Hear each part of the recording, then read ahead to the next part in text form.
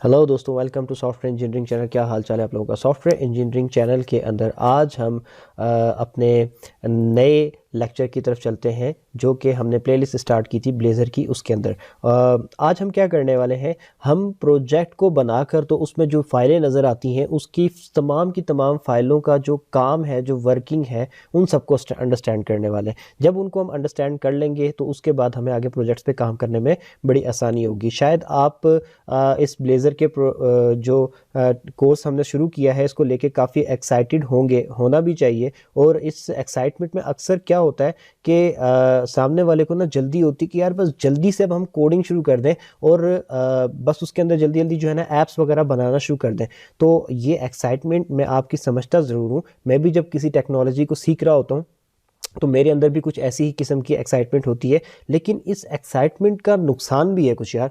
वो क्या कहते हैं ना कि अक्सर के जल्दी का काम जो होता है वो शैतान का काम होता है। तो इस एक्साइटमेंट में नुकसान क्या होता है हमारा, वो मैं आपको बताता हूँ। नुकसान ये होता है कि हम जल्दी से एक हेलो वर्ल्ड के प्रोग्राम की तरफ स्विच कर जाते हैं, यानी कि जो हमारा पहला प्रोग्राम होता है उसकी तरफ स्विच कर जाते हैं और उसको देखकर तो वहीं से आगे काम करना शुरू कर देते हैं। और उससे पीछे जो 2-3 लेक्चर के थ्योरेटिकल कंसेप्ट थे, जहाँ पे बेस फंसी हुई थी, जहाँ पे हमने बहुत सी चीज़ों को समझना था कि पहले से मौजूद कौन सी चीज़ क्या काम कर रही है, वो नहीं हम समझ पाते। तो उससे फिर नुकसान क्या होता है कि हमें कहीं ना कहीं बीच में जाकर तो वापस लौट के आना पड़ता है और उन चीज़ों को दोबारा समझना पड़ता है। और उस टाइम फिर आपका ज़्यादा टाइम वेस्ट होता है और फिर आप उस वक्त फ्रस्ट्रेट होने लग जाते हो चीज़ों से। तो अगर आप स्टार्टिंग के कुछ लेक्चर रिलैक्स होकर अच्छे तरीके से अंडरस्टैंड कर लेते हो और उसके बाद अपने हेलो वर्ल्ड प्रोग्राम की तरफ जाते हो, अपनी एक्चुअल इंप्लीमेंटेशन स्टार्ट करते हो, तो फिर आपको रिवर्स गियर नहीं लगाना पड़ता। फिर आप आगे ही आगे चलते चले जाते हो क्योंकि आपकी बेस क्लियर हो चुकी होती है। और मेरा भी यही फार्मूला है कि मैंने आपको ऐसे ही पढ़ाना है।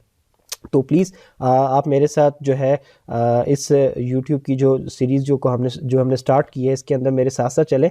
1-2 लेक्चर के अंदर आहिस्ता आहिस्ता हम आगे बिल्कुल अपने फर्स्ट ऐप के बनाने की तरफ मूव कर जाएंगे। और हम ऑलमोस्ट मूव उस तरफ हो ही चुके हैं। हमने पहला लेक्चर जो किया, फिर दूसरा, फिर तीसरा, और अब तीसरे के बाद ये जो अब हमारा चौथा लेक्चर है, इसके अंदर हम फाइल स्ट्रक्चर को समझ रहे हैं। तो डेफिनेटली इससे आगे हमने कुछ ना कुछ प्रैक्टिकली करना शुरू कर ही देना है। सो चलें, अब मैं क्या करने वाला हूँ, फाइल स्ट्रक्चर समझने के लिए मैं क्रिएट अ न्यू प्रोजेक्ट पे क्लिक करता हूँ और आपके सामने मैं ब्लेज़र वेब ऐप पे भी जा सकता हूँ, blazer web assembly stand alone app पे भी जा सकता हूँ। आपको पता है दोनों में क्या फ़र्क होता है। लेकिन इस वक्त दोनों के अंदर क्या होता है कि एक जो इंटरेक्टिव रेंडर मोड्स का कंसेप्ट था वो तो मैं आपको लास्ट लेक्चर में समझा ही चुका हूँ। उसके बाद जो प्रोजेक्ट आप बनाते हो, किसी के अंदर आगे 2 प्रोजेक्ट्स आ रहे होते हैं, किसी में 1 आ रहा होता है, किसी में 2, किसी में 1। लेकिन जिसमें 2 भी आते हैं उसमें भी फाइल्स तकरीबन सेम ही होती हैं। तो मैं बजाय इसके किसी ऐसे कम्प्लेक्स प्रोजेक्ट को लेकर आपको फाइल स्ट्रक्चर समझाऊँ, बेहतर ये है कि एक सिंपल तरीन प्रोजेक्ट टेम्पलेट को लेकर आपको फाइल स्ट्रक्चर समझाऊँ ताकि आप स्ट्रेट फॉरवर्ड वे में उसको समझ सकें। तो उसके लिए मैं blazer web assembly stand alone app की तरफ जाऊँगा और नेक्स्ट कर दूंगा। और यहाँ पे जाके ब्लेज़र WASM, बेसिकली ये WASM जो है तो ये वेब असेंबली को शॉर्ट फॉर्म में लिखा जाता है। और इसके बाद में यहाँ लिख देता हूँ फाइल स्ट्रक्चर। अब मैं इसको नेक्स्ट करता हूँ और यहाँ से आगे भी नेक्स्ट कर देता हूँ।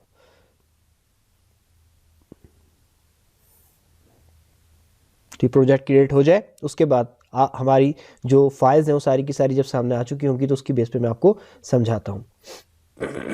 अच्छा, इसमें से कुछ फाइलें ना ऐसी हैं जिन्होंने रेजर पेजेस पे या जिन्होंने MVC के ऊपर काम किया है उनको तो पहले से ही पता होगी, ठीक है। तो जब मैं उन फाइलों को बता रहा हूँ तो आप बेशक स्किप कर दीजिएगा, क्योंकि अगर आपने रेजर पेजेस या MVC पे काम किया है तो वहाँ पे www रूट के फोल्डर का जो काम होता था डेफिनेटली यहाँ पे भी वही है। इसी तरीके से सैम, डिपेंडेंसीज, कनेक्टेड सर्विसेज और इन सब चीज़ों का सारा कंसेप्ट सैम ही है। तो इन केस अगर आप उस स्टेज को स्किप करना भी चाहें तो आप कर सकते हैं। अच्छा, अब देखिए हमारे पास एक सॉल्यूशन एक्सप्लोरर आ गया, उसके अंदर हमारा एक क्रिएटेड प्रोजेक्ट आ गया, ये वाला। अब इसमें पहले ऑप्शन पे क्या लिखा हुआ है, कनेक्टेड सर्विसेज। मींस ये कि अगर आपकी ऐप कोई एक्सटर्नल सर्विसेज को इस्तेमाल करने के लिए उसके साथ कनेक्टेड है, फॉर एग्जांपल कोई क्लाउड हो गया, कोई डेटाबेस हो गया, तो वो इस सेक्शन पे रिप्रेजेंट होगी। Simple is this.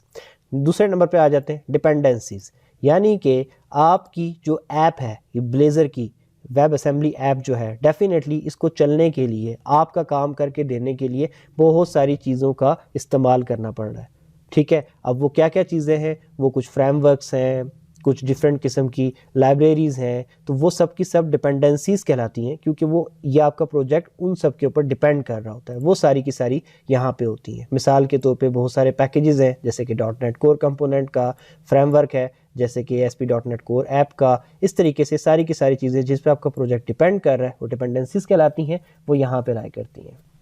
अच्छा, प्रॉपर्टीज़ के फोल्डर पे अगर आप आएंगे तो प्रॉपर्टीज़ का फोल्डर आपकी लॉन्च सेटिंग को लेके चल रहा होता है। लॉन्च सेटिंग्स जो होती हैं वो बेसिकली आपके डेवलपमेंट मोड के अंदर ही ज़्यादा इस्तेमाल हो रही होती हैं। मिसाल के तौर पे कि जब आप यहाँ से HTTPS और इस प्ले के बटन पे क्लिक करके इस ऐप को रन करेंगे, इन अदर वर्ड्स लॉन्च करेंगे, तो उस वक्त जो जो सेटिंग्स यूज़ हो रही होंगी, जैसे कि ये पोर्ट नंबर्स वगैरह, ये उन सब की सेटिंग्स यहाँ पे मौजूद होती हैं। ठीक है, इनको अगर आप डायरेक्टली नहीं भी समझते हैं या फिर इनको आप नहीं भी छेड़ते हैं तो आप इसके बगैर भी अपना ऐप का प्रोजेक्ट का काम मुकम्मल कर सकते हैं, और अमूमन हम इनको नहीं छेड़ा करते।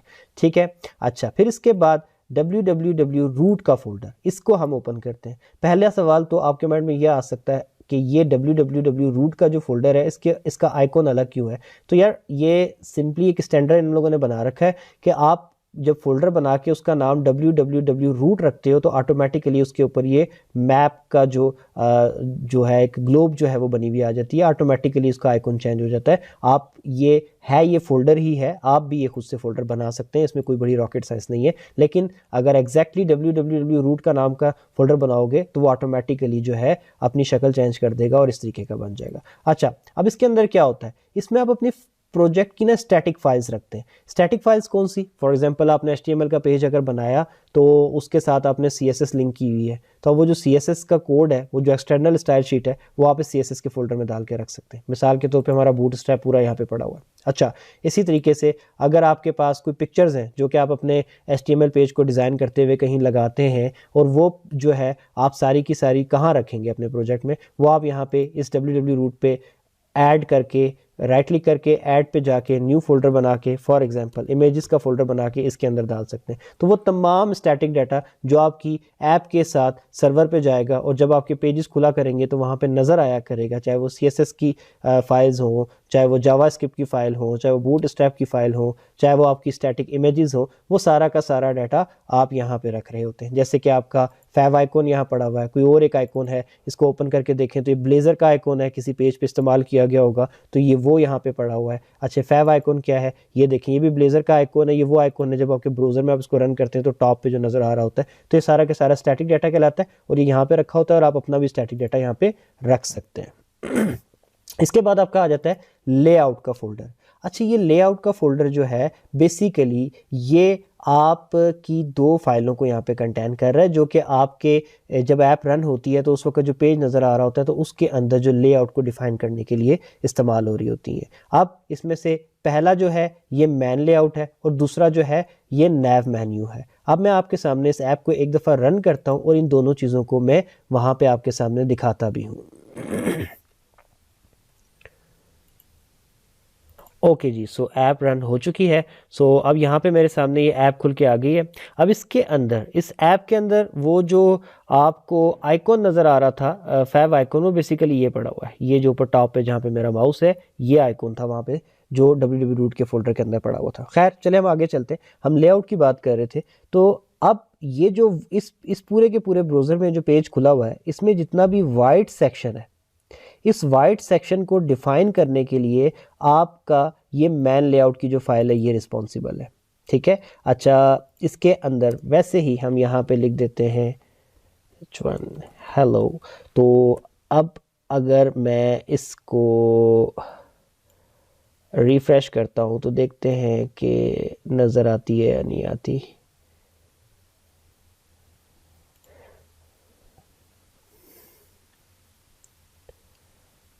मुझे दोबारा से रन करना पड़ रहा है ऐप को, बट दैट्स टोटली फाइन। मैं रन कर लेता हूँ आप लोगों के लिए, कोई मसले वाली बात नहीं है। देखें, वो जो मैंने हेलो लिखा था यहाँ पर आ गया और उसके बाद ये बाकी सारा का सारा कंटेंट आ रहा है। सो द पॉइंट इज़ कि आपकी मैन फाइल जो है वो आपके इस वाइट वाले सेक्शन के लिए रिस्पॉन्सिबल होती है। लेकिन सोचने वाली बात है कि मैन फाइल में मैंने हेलो लिखा तो वो तो आ गया, लेकिन ये hello world welcome to your new app ये तो नहीं लिखा हुआ था, ये कहाँ से आ रहा है? बात की बात है, इसको बाद में देखते हैं। अच्छा, ये जो आपका राइट सेक्शन है, ये सॉरी लेफ्ट सेक्शन, ये जो है इसको संभालने के लिए आपका ये नैव मेन्यू वाली फाइल रिस्पॉन्सिबल होती है। आपको वो जितनी भी चीज़ें लिखी नज़र आ रही हैं, होम, काउंटर, वेदर, ये सारी की सारी यहाँ से लिखी हुई आ रही हैं। ये वाला एक आपके होम को डिफ़ाइन कर रहा है, फिर ये जो दूसरा है यहाँ तक ये आपके काउंटर को डिफ़ाइन कर रहा है, और ये जो तीसरा है यहाँ तक ये आपके वेदर वाले बटन को डिफ़ाइन कर रहा है। और मैं इधर नीचे जाकर अगर ऐसे करके तो कोई नया बना लेता हूँ और इसके ऊपर वेदर की जगह लिख देता हूँ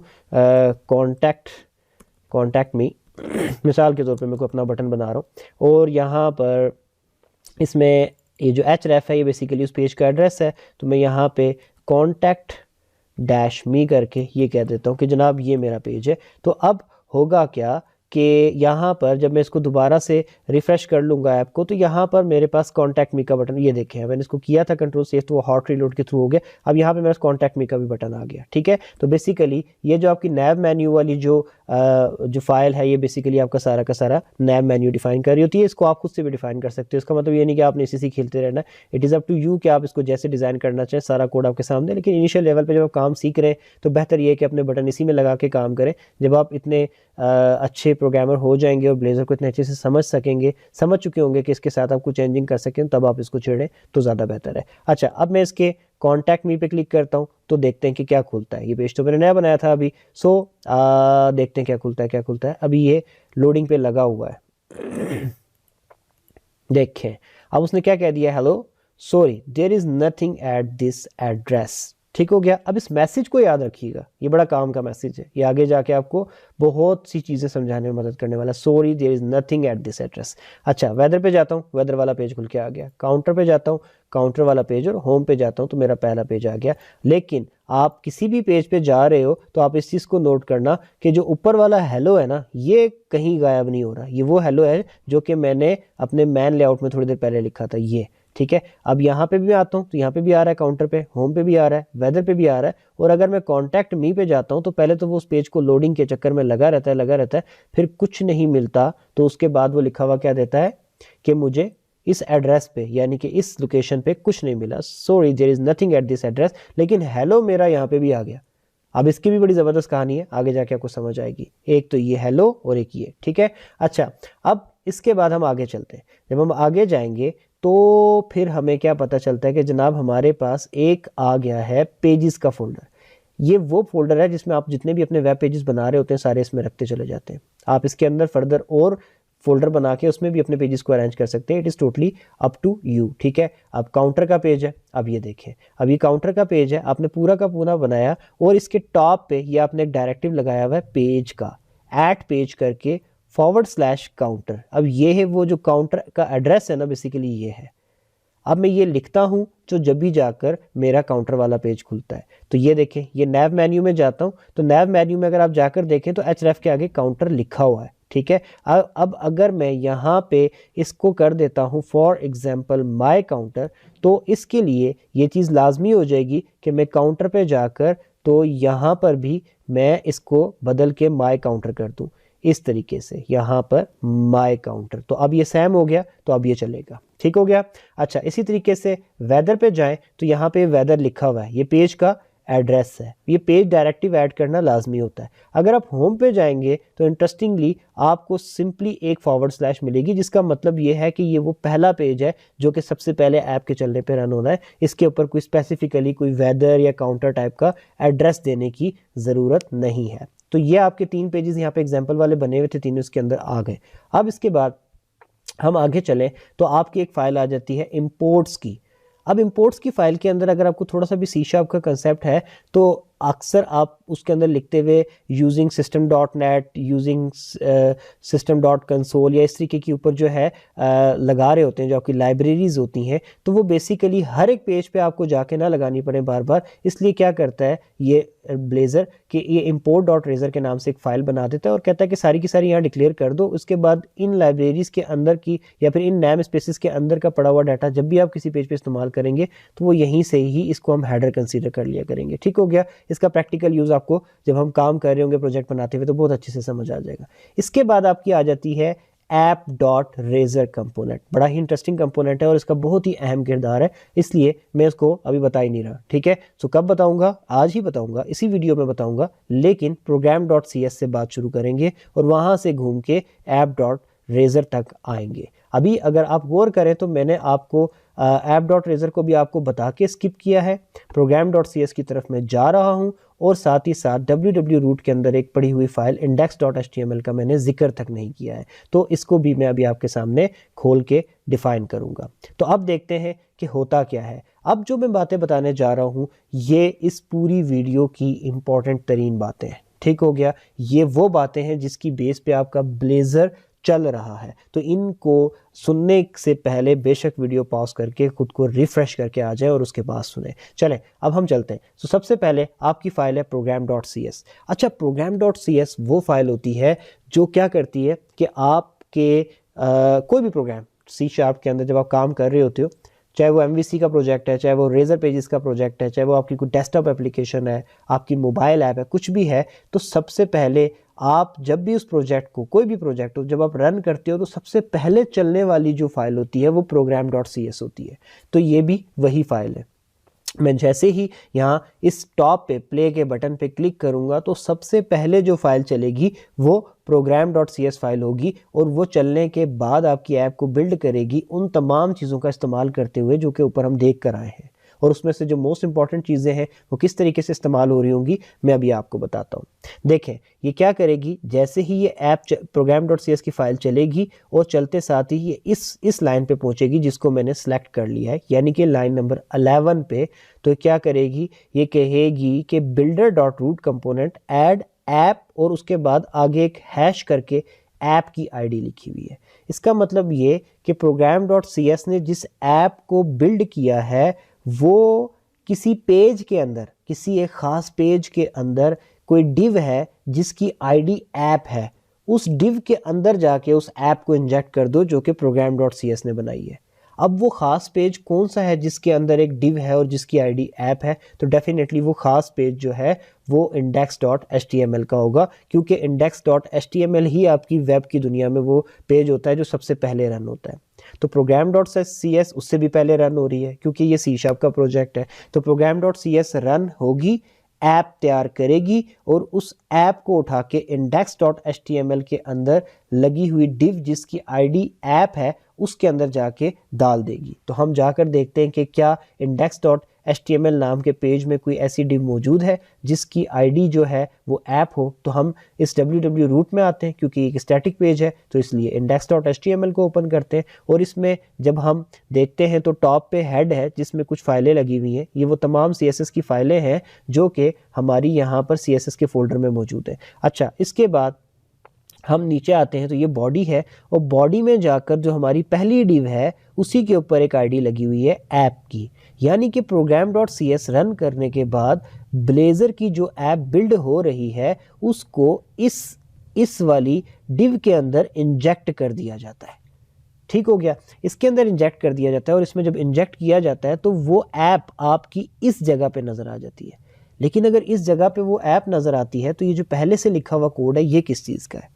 ये वो कोड है जब प्रोग्राम डॉट सी एस आपके लिए ब्लेजर की ऐप को बिल्ड करके तो आपके index.html की बॉडी की आईडी ऐप वाली डिव के अंदर इंजेक्ट कर रहा होता है। तो उस वक्त वो जो जो थोड़ा सा ड्यूरेशन है उस दौरान जो आपको लोडिंग लिखा हुआ नज़र आता है वो लिखा हुआ नज़र आने के लिए ये कोड है। अब जब मैं दोबारा ऐप को रन करूंगा तो आपको वो चीज़ दोबारा से देखने को मिलेगी थोड़े से सेकंड्स के लिए।